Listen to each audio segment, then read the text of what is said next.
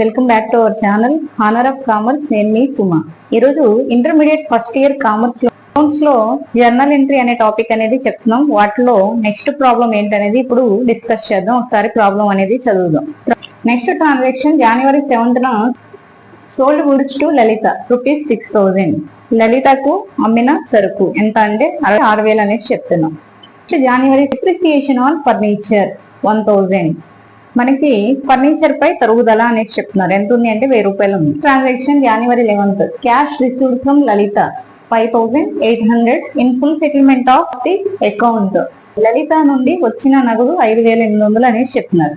తర్వాత మనం చూస్తే full settlement of the account అనేసి అంటున్నారు. అంటే తన ఖాతా పూర్తిగా పరిష్కరించబడింది అనేసి చెప్తున్నాం. మనకి ఇలా ఇచ్చినప్పుడు ఏంటి అంటే పైన ఉన్న ట్రాన్సాక్షన్ అంటే లలితకు సంబంధించి పైన ఏమన్నా ట్రాన్సాక్షన్ ఇచ్చారా అనేది చూడాలి. జనవరి 7న మనకి సోల్డ్ గుడ్స్ టు లలిత 6,000 చెప్తున్నారు.